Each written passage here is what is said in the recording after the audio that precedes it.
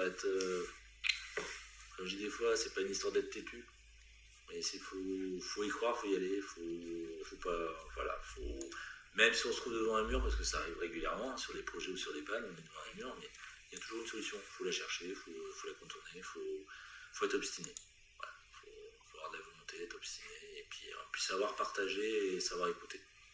Ça, c'est important aussi, parce que, comme je disais tout à l'heure, ça permet d'évoluer, ça permet d'avancer, et ça permet des fois, en échangeant, de trouver d'autres idées, trouver d'autres parades. Voilà. Ok. J'ai une question avant, mais est-ce que par exemple, quand vous avez que ce soit des petites ou des grosses pannes, mais quand vous avez des pannes, après avoir réussi à les résoudre, est-ce que vous faites un retour sur... Ce qu'on appelle un rétex. Ouais, voilà. Aujourd'hui, on le fait justement pour en tirer des leçons. Ok. On essaye. Ok. Et est-ce qu'il y a des périodes de l'année qui sont plus intenses ou plus chargées en quantité de travail ou plus dures, parce que vous suivez c'est plus de cyberattaques ou je sais pas, mais est-ce qu'il y a des périodes de l'année plus complexes que d'autres? Ouais, début du conflit en Ukraine, c'était plus complexe au niveau attaque. Parce que les Russes et les Chinois sont lâchés un peu sur la France. Donc voilà. Oui, à ce moment-là, c'était un peu plus chaud. Mais reste aujourd'hui, par rapport en 2008 à aujourd'hui au CHU, 2008, l'été était plus calme au niveau informatique, aujourd'hui c'est fini. Voilà, nous, c'est toute l'année, et les projets, c'est toute l'année, on n'arrête pas. Et donc, avez-vous déjà rencontré des pannes ou des dysfonctionnements qui ont vraiment persisté dans le temps, qui ont été très durs à changer, et comment vous avez fait pour les résoudre? Dans le temps, qu'est-ce que tu entends de durer dans le temps? Une heure, une journée? Ouais, à partir d'une journée, c'est bon, ça déjà... La majorité des pannes, on arrive à les résoudre en moins d'une journée. Ça nous arrive de temps en temps d'avoir des pannes qui durent plus d'une journée, que ce soit sur un côté applicatif ou un côté infra. Mais on a la chance, vu le système d'information que l'on a, aujourd'hui tout est virtualisé, tout est réparti sur plusieurs salles de production. Chaque salle est répliquée dans une autre salle. Donc on arrive, ça peut arriver que des pannes, ça soit des pannes matérielles, on arrive à les contourner. La panne est toujours là, mais on a trouvé un palliatif, on l'a contourné, le serveur virtuel retourne ailleurs, voilà. Les longues pannes, on n'a jamais connu une panne d'une journée, ouais, ça arrive de temps en temps. De moins en moins, parce qu'on a quand même beaucoup fait évoluer le système d'information les dernières années, on a quand même mis un peu de paquet financièrement aussi. Donc, les solutions aux soucis de plus en plus stables. VMware, franchement, aujourd'hui, pour le faire tomber, il y a quelques années, ouais, on est arrivé, c'est déjà arrivé. Après, des choses qui peuvent arriver, et là, je dirais, je vais envoyer la balle à ses côtés applicatifs. Eux, à la différence, ça leur arrive des pannes qui durent plus longtemps qu'une journée. Un bug applicatif, un développement qu'ils ont fait, une mise à jour qu'ils ont faite, et eux, là, ils rament pendant des jours. Oui.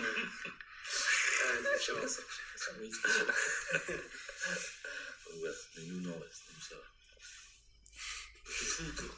Portez-moi un peu la poche, je suis encore d'astreinte jusqu'à lundi matin. Et à ce jour, est-ce que vous avez des perspectives d'évolution dans votre métier pour l'instant? Ma perspective d'évolution, aujourd'hui, ayant commencé en tant qu'administrateur, ayant évolué vers responsable, ayant évolué vers chef de projet parce que je voulais arrêter le management, ayant une vue 360 degrés, si je veux évoluer, et c'est ce que je ne veux pas faire, j'évolue carrément que sur du management.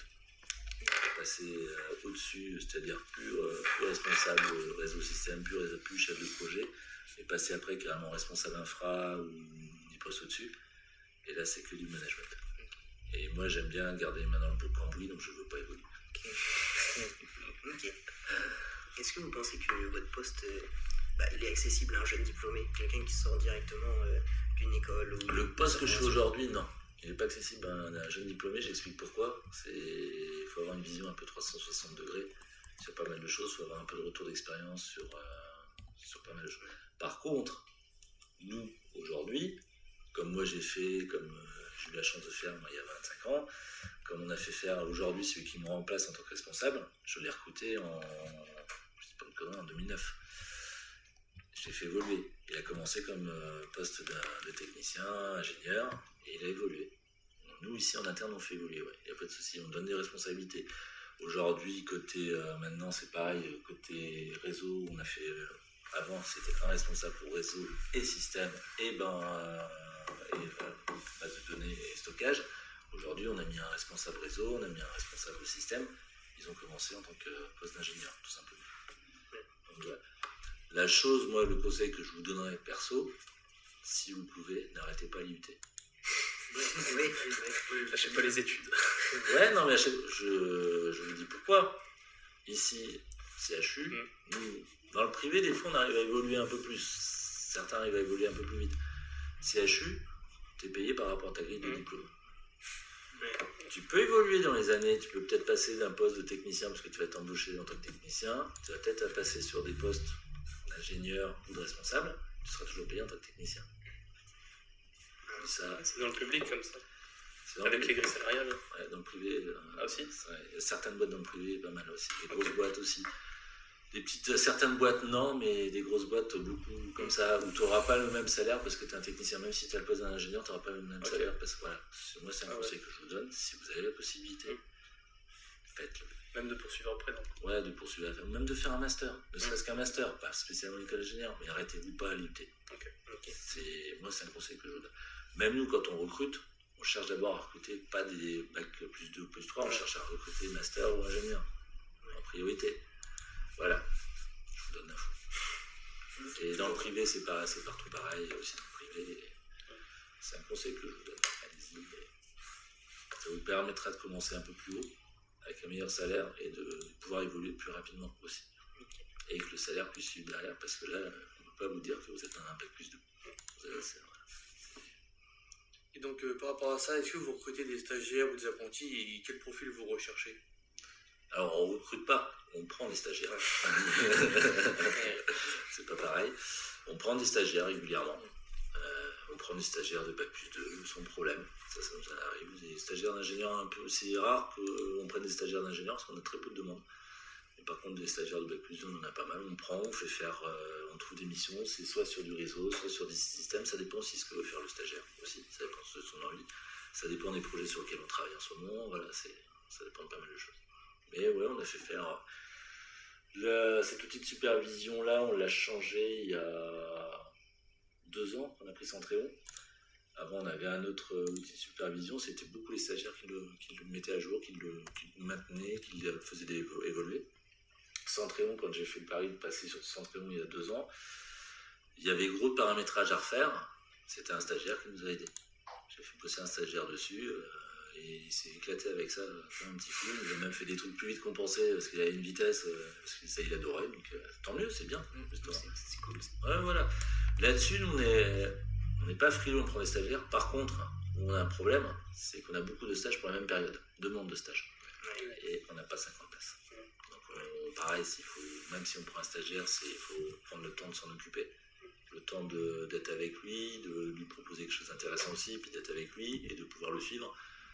Si on a 5 stagiaires, on n'a pas le temps. Donc voilà, on n'en prend pas beaucoup, mais on essaye d'en prendre régulièrement. Du reste, je crois qu'il y en a un qui doit arriver la semaine prochaine. Okay. On pose du bout là à côté du poteau. Et il y en avait un jusqu'à il y a 15 jours, 3 semaines qui était derrière le poteau, de l'autre côté du boulot aussi. Donc, après, les profils, c'est ce que ça dépend, ça peut être du réseau, ça peut être du système. Côté applicatif, ils s'en prennent aussi, sur le côté développement aussi. RSSI, en ce moment, alors on commence à, il n'y a pas longtemps, depuis 2 ans qu'on a le droit de prendre de l'alternance. Avant, on n'avait pas le droit. Donc là, justement, on a pris une personne en alternance côté RSSI. Et est-ce que tu penses que ton métier pourrait, enfin ton métier à toi pas forcément, je pense pas, mais le domaine dans lequel tu travailles des réseaux, il pourrait bien plus évoluer avec l'arrivée des IA, enfin des nouvelles technologies en général, mais... Oui, ça va évoluer, oui. Mais dans le bien ou dans le mal? Je sais pas aujourd'hui. Le problème, c'est aujourd'hui, ça a toujours été ça l'informatique et dans le réseau, c'est que plus ça va, plus les gens se servent de l'informatique, se servent des données. plus ça va, bah justement, on leur donne des outils pour pouvoir le faire, plus ça va, plus ils veulent être connectés. L'IA, c'est la même chose, c'est un nouvel outil qui va leur permettre, que certainement, dans certains domaines, va permettre certaines évolutions. Peut-être dans le domaine médical, certainement. Mais à côté de ça, il y a du bon et du mauvais. C'est comme sur Internet, aujourd'hui, on connaissait comme il est aujourd'hui, mais quand il est arrivé, bah, c'est pareil. C'était qu'est-ce que ça allait apporter, bah, ça apporte beaucoup de choses, mais ça apporte beaucoup aussi de saloperies à côté. Quand je dis saloperie, c'est soit des fausses informations, soit c'est justement, ça permet des attaques aussi. Qu'est-ce que l'IA va nous faire? Je ne sais pas. Mais on est obligé d'y aller. Et on va y aller. Parce qu'il ne faut pas prendre du retard dessus aussi. Ouais, mais alors après, voilà. À quel risque? À quel risque, quelle puissance il faut derrière pour le faire fonctionner, quel besoin il faut en réseau, quelle sécurité il faut. Il y a beaucoup de questions. Et la question, est-ce qu'on laisse, nous c'est la question côté médical aujourd'hui, est-ce qu'on laisse libre accès à l'IA pour les médecins sur l'IA du grand public? Qu'est-ce que va faire l'IA par rapport dans les coms? Là, il y a beaucoup de questions. Et personnellement, qu'est-ce qui vous déplaît le plus dans votre métier Est-ce que vous avez des facettes qui vous déplaisent? Aujourd'hui, moi, le management, je vais arrêter de le dire. Aujourd'hui, ouais, le management. C'est pour ça que j'ai arrêté d'être responsable et que je suis passé. J'ai évolué vers un poste de chef de projet parce qu'il y avait une opportunité aussi, puis parce que je voulais arrêter le management. Ok. Et vu que vous êtes d'astreinte, ou des fois, si vous arrive d'avoir des missions le soir, est-ce que vous arrivez, enfin, comment vous gérez votre vie personnelle et professionnelle en fait? Est-ce que c'est facile de gérer? Non, c'est pas facile. Ouais, bah, j'imagine. C'est pas facile. C'est un choix et une obligation. Au CHU, aujourd'hui, les astreintes sont pas obligatoires parce qu'il y a assez de personnes qui le font, on est 8 à le faire.